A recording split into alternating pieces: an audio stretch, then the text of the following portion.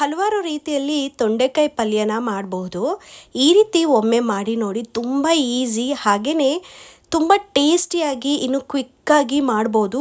ಅನ್ನಕ್ಕಂತೂ ತುಂಬ ಟೇಸ್ಟಿಯಾಗಿರುತ್ತೆ, ಇನ್ನು ಚಪಾತಿ ರೊಟ್ಟಿಗಂತೂ ಕೇಳೋಕ್ಕೆ ಹೋಗಬೇಡಿ. ಈ ರೆಸಿಪಿ ಹೇಗೆ ಮಾಡೋದಂತ ಶೇರ್ ಮಾಡ್ತಾ ಇದ್ದೀನಿ, ಬನ್ನಿ. ನಮಸ್ಕಾರ, ನಾನು Shweta. Welcome back to another super duper recipe. ಮೊದಲು ಈ ರೀತಿಯಾಗಿ ತೊಂಡೆಕಾಯಿನ ಉದ್ದುದ್ದವಾಗಿ ಕಟ್ ಮಾಡಿಕೊಂಡ್ರೆ ತುಂಬ ಚೆನ್ನಾಗಿರುತ್ತೆ. ಅಕಸ್ಮಾತ್ ನಿಮಗೆ ಮಧ್ಯದಲ್ಲಿ ಇನ್ನೊಂದು ಕಟ್ ಮಾಡಬೇಕು ಅನ್ನೋದಿದ್ರೆ ನೀವು ಬೇಕಾದ್ರೆ ಸ್ವಲ್ಪ ಚಿಕ್ಕದು ಕೂಡ ಮಾಡ್ಕೊಳ್ಬೋದು. ಈ ರೀತಿಯಾಗಿ ಕಟ್ ಮಾಡಿ ಇಟ್ಕೊಂಡು ಒಂದು ಬಾಣಲಿನ ಬಿಸಿಗಿಟ್ಕೊಂಡು ಅದಕ್ಕೆ ಒಂದು 2 ಕಪ್ ಆಗೋಷ್ಟು ನೀರು ಹಾಗೆ ಸ್ವಲ್ಪ ಉಪ್ಪು ಇಷ್ಟನ್ನು ಕೂಡ ಹಾಕ್ಕೊಂಡು ಉಪ್ಪು ಕರಗೋವರೆಗೂ ಕೂಡ ನೀರನ್ನ ಕಾಯಿಸ್ಕೊಳ್ಳಿ. ನಂತರ ಹೆಚ್ಚಿಟ್ಕೊಂಡಿರುವಂಥ ಈ ತೊಂಡೆಕಾಯಿನ ಹಾಕ್ಕೊಳ್ಬೇಕು. ಒಂದೊಂದು ಸತಿ ತೊಂಡೆಕಾಯಿನ ತೊಗೊಳ್ಬೇಕಾದ್ರೆ ನೋಡಿಕೊಂಡು ತೊಗೊಳ್ಬೇಕಾಗತ್ತೆ. ಹಣ್ಣು ಜಾಸ್ತಿ ಸಿಕ್ಬಿಡತ್ತೆ, ನೋಡಿಕೊಂಡು ತೊಗೊಳ್ಳಿ. ಹಣ್ಣಾದರೂ ಕೂಡ ಟೇಸ್ಟ್ ಅಷ್ಟೇ ಚೆನ್ನಾಗಿರುತ್ತೆ, ಏನು ತೊಂದರೆ ಇಲ್ಲ. ಇನ್ನು ತೊಂಡೆಕಾಯಿನ ಬೇಯಿಸಿ ಎತ್ತಿಟ್ಕೊಂಡ್ಬಿಟ್ಟು ಇನ್ನೊಂದು ಚಿಕ್ಕ ಬಾಣಲಿಗೆ ಒಂದು ಮಸಾಲ ಪೌಡ್ರ್ ರೆಡಿ ಮಾಡ್ಕೊಳ್ಳೋದಕ್ಕೆ ಹುರ್ಕೊಳ್ಬೇಕಾಗತ್ತೆ. ಈ ಬಾಣಲಿಗೆ 1 ಸ್ಪೂನ್ ಆಗೋಷ್ಟು ಎಣ್ಣೆನ ಹಾಕ್ಕೊಳ್ಳಿ. ಎಣ್ಣೆ ಕಾದಿದ ನಂತರ ನೀವು ಇದಕ್ಕೆ 1 ಸ್ಪೂನ್ ಆಗೋಷ್ಟು ಕಡಲೆಬೇಳೆ ಹಾಗೆ 1 ಸ್ಪೂನ್ ಆಗೋಷ್ಟು ಉದ್ದಿನಬೇಳೆ. ನೀವೇನಾದರೂ ಜಾಸ್ತಿ ಕ್ವಾಂಟಿಟಿಯಲ್ಲಿ ಮಾಡ್ತಾ ಇದ್ದೀರ ಅಂದರೆ ಇಂಗ್ರೀಡಿಯೆಂಟ್ಸ್ನ ಸ್ವಲ್ಪ ಜಾಸ್ತಿ ಮಾಡ್ಕೊಳ್ಳಿ. 1 ಸ್ಪೂನ್ ಆಗೋಷ್ಟು ಜೀರಿಗೆ, ಅರ್ಧ ಸ್ಪೂನ್ ಆಗೋಷ್ಟು ಮೆಣಸು. ನಿಮಗೆ ಖಾರ ಸ್ವಲ್ಪ ಜಾಸ್ತಿ ಬೇಕು ಅಂದರೆ ಮೆಣಸನ್ನ ಇನ್ನೂ ಸ್ವಲ್ಪ ಜಾಸ್ತಿನೇ ಹಾಕ್ಕೊಳ್ಬೋದು. ಇಷ್ಟನ್ನ ಮೊದಲು ಎಣ್ಣೆಯಲ್ಲಿ ಸ್ವಲ್ಪ ಹುರ್ಕೊಳ್ಬೇಕಾಗತ್ತೆ. ನಂತರ 1 ಸ್ಪೂನ್ ಆಗೋಷ್ಟು ಧನಿಯಾ ಬೀಜನ ಹಾಕ್ಕೊಂಡು ಫ್ರೈ ಮಾಡ್ಕೋಬೇಕು. ಇದಾದಮೇಲೆ 1.5 ಇಂಚಷ್ಟು ಆಗೋಷ್ಟು ಶುಂಠಿನ ಹಾಕ್ಕೊಳ್ಳಿ, ಈ ರೀತಿ ಹೆಚ್ಚಿ ಹಾಕ್ಕೊಳ್ಳಿ. ನಂತರ ಒಂದು 7ರಿಂದ 8 ಇಳ್ಕಷ್ಟು ಬೆಳ್ಳುಳ್ಳಿನ ಸಿಪ್ಪೆ ತೆಗೆದು ಹಾಕ್ಕೊಳ್ಳಿ. ಸಿಪ್ಪೆ ಇದ್ದರೆ ಅಷ್ಟು ಚೆನ್ನಾಗಿರೋದಿಲ್ಲ, ಸಿಪ್ಪೆ ತೆಗೆದು ಹಾಕ್ಕೊಳ್ಳಿ. 1-2 ಕಡ್ಡಿ ಆಗೋಷ್ಟು ಕರಿಬೇವಿನ ಸೊಪ್ಪು ಇಷ್ಟನ್ನು ಕೂಡ ಹಾಕ್ಕೊಂಡು ಮತ್ತೆ 1 ನಿಮಿಷದಷ್ಟು ಹುರ್ಕೋಬೇಕಾಗತ್ತೆ.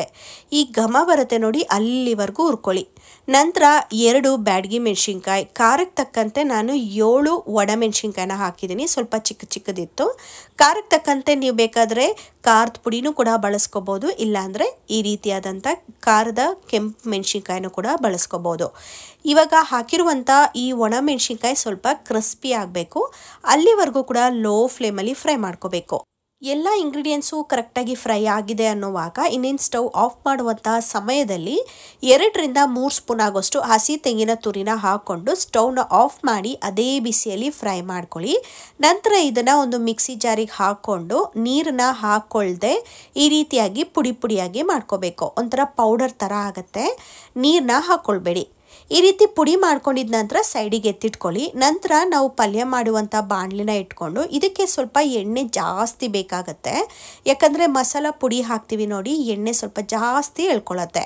ಇದಕ್ಕೆ ಒಂದು 2ರಿಂದ 3 ಸ್ಪೂನ್ ಆಗೋಷ್ಟು ಎಣ್ಣೆ, ಸಾಸಿವೆ, ಜೀರಿಗೆ, ಹಿಂಗು ಇಷ್ಟನ್ನು ಹಾಕ್ಕೊಂಡು ನಂತರ 1 ಈರುಳ್ಳಿನ ಮೀಡಿಯಂ ಸೈಜಲ್ಲಿ ಈ ರೀತಿ ಹೆಚ್ಚಿ ಹಾಕ್ಕೊಂಡು ಫ್ರೈ ಮಾಡ್ಕೋಬೇಕಾಗತ್ತೆ. ಈರುಳ್ಳಿ ಕಂದು ಬಣ್ಣ ಬರೋವರೆಗೂ ಕೂಡ ಹುರ್ಕೊಳ್ಬೇಕಾಗತ್ತೆ. ನಂತರ ಇದಕ್ಕೊಂದು 3ರಿಂದ 4 ಕಡ್ಡಿ ಆಗೋಷ್ಟು ಕರ್ಬೇವಿನ ಸೊಪ್ಪು ಎಷ್ಟು ಹಾಕಿದ್ರೂ ಕೂಡ ರುಚಿ ಹೆಚ್ಚುತ್ತೆ, ಹಾಗೆಯೇ ಆರೋಗ್ಯಕ್ಕೂ ಕೂಡ ತುಂಬ ಒಳ್ಳೆಯದು. ನಂತರ ಬೇಯಿಸಿಟ್ಕೊಂಡಿರುವಂಥ ತೊಂಡೆಕಾಯಿನೂ ಕೂಡ ಹಾಕ್ಕೊಂಡು ಕೈ ಆಡ್ಕೋಬೇಕು. ನಾವು ಆಲ್ರೆಡಿ ತೊಂಡೆಕಾಯಿನ ಬೇಯಿಸುವಾಗ ಉಪ್ಪನ್ನ ಹಾಕಿ ಬೇಯಿಸಿರೋದ್ರಿಂದ ಈ ಹಂತದಲ್ಲಿ ಸ್ವಲ್ಪ ನೋಡಿಕೊಂಡು ನೀವು ಉಪ್ಪನ್ನ ಹಾಕೋಬೇಕಾಗತ್ತೆ. ಸ್ವಲ್ಪನೇ ಹಾಕ್ಕೊಳ್ಳಿ, ನಂತರ ರುಚಿ ನೋಡಿಕೊಂಡು ನೀವು ಉಪ್ಪನ್ನ ಹಾಕಿದ್ರೂ ಕೂಡ ತೊಂದರೆ ಇಲ್ಲ. ಇವಾಗ ಸ್ವಲ್ಪ ಬಾಡಿಸ್ಕೋಬೇಕಾಗತ್ತೆ ಒಗ್ಗರಣೆಯಲ್ಲಿ. ಇದಾದ ಮೇಲೆ ಪುಡಿ ಮಾಡಿ ಇಟ್ಕೊಂಡಿದ್ವಿ ನೋಡಿ, ಅದನ್ನು ಕೂಡ ಈಗ ಹಾಕ್ಕೊಳ್ಬೇಕಾಗತ್ತೆ.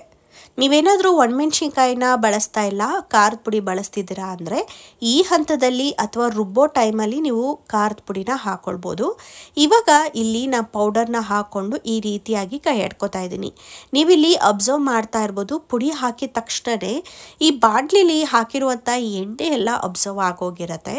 ಆ ಕಾರಣಕ್ಕೇ ಈ ಪಲ್ಯ ಮಾಡುವಾಗ ಸ್ವಲ್ಪ ಎಣ್ಣೆ ಜಾಸ್ತಿ ಹಾಕಿ, ತುಂಬ ರುಚಿಯಾಗಿರುತ್ತೆ. ಪ್ರತಿದಿನ ಅಂತೂ ನಾವು ಎಣ್ಣೆನ ಜಾಸ್ತಿ ತಿನ್ನೋದಿಲ್ಲ, ಸ್ವಲ್ಪ ಮಟ್ಟಿಗೆ ಹಾಕ್ಕೊಳ್ಬೇಕು. ನಂತರ ಅರ್ಧ ಸ್ಪೂನ್ ಆಗೋಷ್ಟು ಗರಂ ಮಸಾಲಾನ ಹಾಕಿ 1ರಿಂದ 1.5 ನಿಮಿಷದಷ್ಟು ಬೇಯಿಸ್ಕೊಂಡು ಕೈಯಾಡ್ಕೊಂಡ್ರೆ ತೊಂಡೆಕಾಯಿ ಪಲ್ಯ ರೆಡಿ ಆಯಿತು. ಗ್ರೇವಿ ರೀತಿಯಾಗೂ ಕೂಡ ಮಾಡ್ಕೊಳ್ಬೋದು, ಆದರೆ ಅದು ಡಿಫ್ರೆಂಟ್ ಆಗಿರುತ್ತೆ. ಇನ್ನು ಈ ರೀತಿಯಾಗಿ ಡ್ರೈ ಪಲ್ಯ ಮಾಡ್ಕೊಳ್ತೀನಿ, ತುಂಬ ಟೇಸ್ಟಿಯಾಗಿರುತ್ತೆ. ನಾವು ಪುಳಿಯೋಗರೆ, ಚಿತ್ರಾನ್ನ ಹೇಗೆ ರೈಸ್ಗೆ ಮಿಕ್ಸ್ ಮಾಡ್ಕೊಂಡು ತಿಂತೀವಿ ನೋಡಿ, ಅದೇ ರೀತಿನೂ ಕೂಡ ತಿನ್ಬೋದು. ಇನ್ನು ಮೊಸರನ್ನಕ್ಕೆ ಸೈಡ್ ಡಿಶ್ ಆಗಿ ಪಲ್ಯ ಥರ ತಿನ್ಬೋದು. ಚಪಾತಿ ರೊಟ್ಟಿಗಂತೂ ಸಕ್ಕತ್ತಾಗಿರುತ್ತೆ. ತೊಂಡೆಕಾಯಿ ಪಲ್ಯ ಅಥವಾ ತೊಂಡೆಕಾಯಿನ ತಿನ್ನೋದೇ ಇಲ್ಲ ಅನ್ನೋರು ಕೂಡ ಈ ಪಲ್ಯನ ತುಂಬ ಇಷ್ಟಪಟ್ಟು ತಿಂತಾರೆ. ನೀವೊಮ್ಮೆ ಟ್ರೈ ಮಾಡಿ ನಿಮ್ಮ ಅನಿಸಿಕೆನ ಕಮೆಂಟ್ ಬಾಕ್ಸಲ್ಲಿ ತಿಳಿಸಿ. ಈ ವಿಡಿಯೋ ನಿಮಗೆ ಸ್ವಲ್ಪನಾದರೂ ಇಷ್ಟ ಆಗಿದ್ರೆ ಪ್ಲೀಸ್ ಒಂದು ಲೈಕ್ನ ಕೊಡಿ. ಹಾಗೆ ನೀವು ನನ್ನ ಚಾನಲ್ಗೆ ಸಬ್ಸ್ಕ್ರೈಬ್ ಆಗಿಲ್ಲ ಅಂದರೆ ದಯವಿಟ್ಟು ಸಬ್ಸ್ಕ್ರೈಬ್ ಆಗಿ. ನೆಕ್ಸ್ಟ್ ವಿಡಿಯೋದಲ್ಲಿ ನಾನು ಡಿಫ್ರೆಂಟ್ ಆದ ರೆಸಿಪಿ ಜೊತೆಗೆ ಸಿಗ್ತೀನಿ. ಅಲ್ಲಿವರೆಗೂ ಟೇಕ್ ಕೇರ್, ಬಾಯ್.